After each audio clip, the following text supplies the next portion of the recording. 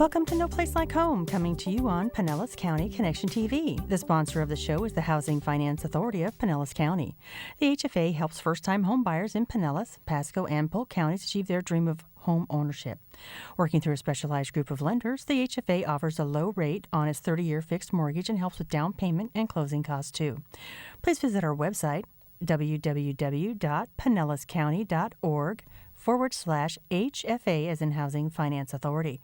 For more information or comments about the show, call us at 727-223-6419. I'm Carmen Lemberg alongside Julian Hills, your host for today's show. Good morning, Julian. Good morning, Carmen. Can you believe it's getting closer to warmer weather? I mean, we're Florida, but it's a little chillier. It's been kind of nippy this winter for us, though. I know. I don't like it. I'm going to be glad we're heading into spring. And, you know, next month I'll be whining because I'm too hot. You know that, right? Yeah, I do. During the cold weather, I always say there's no place like home because I don't have to be outside. Speaking of home, before we introduce our guest, I wanted to mention a class that's coming up on March 20th at the UF IFAS Extension in Hillsborough County. It's called Legally Speaking, regarding HOAs and Florida-friendly landscaping. Cost is $10, and the registration and information are on your screen. Any homeowners interested in doing Florida-friendly landscaping might want to make sure that they're in tandem with their HOAs, so I'm sure there's a lot of really good things to learn from that. But today we're talking about fair housing with Paul Valenti, Director of the Office of Human Rights here in Pinellas County. Paul became Director of Pinellas County's Office of Human Rights in January of 2012. Before joining Pinellas County, he served as the manager of Lee County's Office of Equal Opportunity, position he assumed in June of 2005. And prior for working in Lee County, Paul worked for the Connecticut Commission on Human Rights and Opportunities. Paul is a graduate of the University of Connecticut and Quinnipiac University School of Law. He's licensed to practice law in Florida and Connecticut and is admitted before the United States Supreme Court. Welcome back, Paul. Always good to have you on the show. It's a real pleasure to be here this morning. Thank you both. So what's happening in fair housing these days? There's a lot happening in fair housing, but I tell you the two things that, one kind of a hot emerging topic or trend, and then one just our continuing. These are the cases that we get are cases related to persons with disabilities and reasonable accommodation requests for support animals or service animals. That's been a continuing issue that presents to our office. And we'll talk a little bit about that because it's a continuing issue in the community. But an emerging trend is also the use of criminal conviction records and arrest records as a screening mechanism in applicant or tenant or resident screening and the potential fair housing implications in such uses of such criminal background checks. So that's kind of an emerging trend, and I look forward to speaking to the both of you and to our audience about both. Well, please inform away because I know I have heard people who are very interested, especially in the criminal background check, and understanding how it's affecting. Someone was telling me today that they were aware of a housing development that was developed specifically for those types of residents that were having some problems finding housing due to their criminal backgrounds, but nobody could pass the criminal background check required by this place, so the place is sitting empty right now. And I'm just shaking my head going, well, how in the world did this happen? Right. Yeah, it's really a interesting and emergent issue in our field. And it really boils down to the fact that ordinarily if you have a screening mechanism or a selection mechanism, it has to be what we call facially neutral. On its face, it doesn't single out any particular group. And of course, the argument is, prohibiting a person with a criminal background is on its face neutral. But then when you look at how it might impact a given community and some of the historical factors that lead to why it might impact a particular community or particular communities, you could see that even though on its face it might be a neutral rule, in its application it has a discriminatory effect. And the Supreme Court of the United States has told us that it's a viable claim to say even something facially neutral on its face looks neutral. If it has a disparate impact upon a protected group, it may be subject to challenge. And so HUD has come out with guidance to suggest that as it relates to criminal convictions and arrest records, the use of these records in the selection process must be a considered and deliberate process and procedure. It can't be just what you would see historically in the past would be, hey, you've got a record, that's it. No consideration as to how old it was, what the underlying crime might have been, what efforts, rehabilitation might have been underway. So it's really interesting, and it's really all designed to make our society give a fair chance to all people, which is the design of the Fair Housing Act. And it does make it harder on landlords because then they have to really scrutinize and determine all of this stuff for themselves, which I think I'm hoping there is some education out there. I would think there would be, but since this is so emerging and we're starting to hear so much about it, I'm kind of concerned that there may not be enough training out there right now. Sure, and it's something that's very astute that you picked up on that, because our office is getting requests all the time for guidance, for training. We have an event, as you well know, every April. We do a celebration of recognition of Fair Housing Month because, of course, April is Fair Housing Month in the United States. And as you well know, that's because that's the month in 1968 in which the United States Congress passed and President Lyndon Johnson signed into law the Fair Housing Act at the federal level.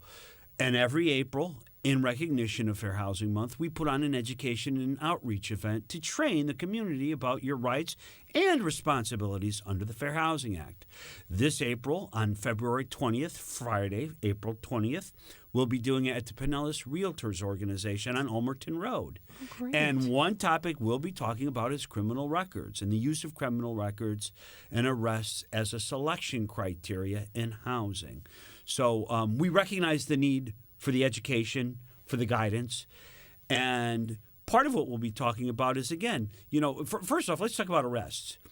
Because it's clear, and I like to think that most reasonable, fair-minded people would agree, an arrest, while of significance, doesn't necessarily signify anything. Because we, of course, have a presumption of innocence in the United States. You could be arrested and either adjudicated or found, or a jury finds you to be not guilty. So use of an arrest record alone is extremely suspect because, of course, there is that attachment of the assumption of innocence or presumption of innocence. But even when it comes to convictions, again, the guidance that's coming out of HUD now is you should take a particularized, individualized review. And instead of having a blanket ban, no criminal convictions ever, consider factors such as what was the underlying crime? How long ago did the crime occur? Have they been a good and steady tenant or resident since the commission of the crime and paying their debt to society? It's really with an eye towards getting a complete picture of the prospective tenant or resident. So we think it's a good development forward. We tell people, because the natural fear when subjects like this are discussed is sometimes, so are you saying the guy who just got out for a triple murder is now going to be in my unit? We're not saying that. No. We're saying that you do an individualized assessment and you don't have a blanket rule. Perfect example. Maybe I was young and a little indiscreet, and in my college days I had a controlled substance that is medically used in some states now, and for which I have a record. 30-plus years on, with a stable employment, and by the way, I don't have such a record, but by way of example, and an otherwise exemplary citizen, working, paying my taxes, maybe that criminal conviction shouldn't be a reason for which I'm not granted residency. Exactly. That's all we're saying. Because I've actually seen kind of both sides of this, where you have someone like that who a long time ago had, like you say, an indiscretion. They got over it, they've moved on, they've lived a good life, so why is it being held against them still? And then on the other hand, you see the next door neighbor and the residents learn, this guy was a child predator and this just happened. Why is he in here with all of our little kids? No, and that's what that individualized assessment allows for, so that it's not a per se ban everybody, but to say, look, there are many families with children in this community, and you just got out for repeated behavior that's been adjudicated to be really bad is different from you might have committed tax fraud 30 years ago, a nonviolent crime, and you've been clean since. Well, I wanted to ask a question to follow up on that. So, as these issues arise, how does your office play a part in helping people who may be finding housing discrimination problems? So anyone who believes they've been subjected to housing discrimination, whether for criminal background usage, for any other protected reason, which would be one's race, one's color, one's religion, national origin, disability status, sex or gender, familial status. And here in Pinellas County, I'm proud to say we also protect against sexual orientation discrimination and gender identity and gender expression discrimination. They come to our office and they make an inquiry with us. We'll assess their situation. We'll ask them questions designed to figure out what it is that's really going on and why you believe what is happening or has happened, to ascertain whether we have jurisdiction, and if so, we'll take a complaint for you. That's great. Now, if somebody did want to contact you, what's your website? What's your phone number? So it's the phone number is 727-464-4880. 727-464-4880. The website is pinellascounty.org, /human rights. Human rights. I think this is all excellent because, as you said, next month is Fair Housing Month. So that's very important for, I think, people to know and to have this on their radars if this is something that, they think they may have run into. Exactly. Quickly, you mentioned at the beginning about service animals and comfort animals. Just really quick, people might have seen the news fairly recently, and there was it's kind of in the headlines because someone went to bring a peacock onto an airplane. Yes. And I do know that there's some confusion and there's even some legislation about service animals and emotional comfort animals, which might not be under the law the same thing. But why don't you just mention how that's coming into your purview? Sure. Really. And we'll try to keep it quick and high level. The person that presented at the airport presented at a public facility, and so as if they are a person with a disability, they do have rights to reasonable accommodation. But in places of public accommodation, public facilities, that all falls under the body of law known as the ADA, the Americans with Disabilities Act. And the law there is clear that you are only entitled to a service animal, so not a support or a comfort animal. You're only entitled to bring in a service animal. And the law is also clear there are only two species that qualify as a service animal: dogs and miniature horses. So by definition, if you present in a public, if somebody comes to Pinellas County Courthouse and says, I am a person with a disability and this is my service peacock, by definition, no, it's not. You have to tell me it's a dog. Well, I have to see it's a dog or a miniature horse, and that's it. In housing, however, it is a little different. And the reason is, if you think about it, all these laws really try to make sense. And in housing, it's because while I'm interacting in the public, I might have to give a little, we might have to take a little. That's the interaction for civilization. In my home, it's my castle. And so my rights are just a little bit broader. So there is no species limitation like there may be in places of public accommodation. But you still, of course, have to be a person with a disability.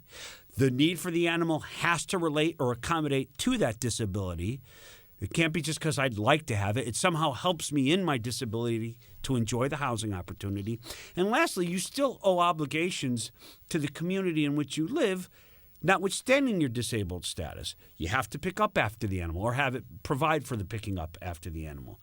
It can't be making noises in the middle of the night for hours on end. You still have to be a part of the society in which you live. And so people think that it's carte blanche and it's a blank check, and it clearly is not. There's so much give and take on both sides. Absolutely. Well, this conversation was very fascinating today, so I would encourage anyone to contact the office if they think they've run into this or to be a part of the event that Paul talked about earlier in the show. That's it for today. I'd like to thank you, Paul, for joining us. Again, Paul Valenti with the Pinellas County Office of Human Rights. And on behalf of the Pinellas County Communications Department, we look forward to having you join us next month. If you miss any part of the show or like to view past shows, check out our website or catch us on YouTube. I'm Julian Hills. I'm Carmen Lembert. Thanks for joining us, and remember to make it a great day.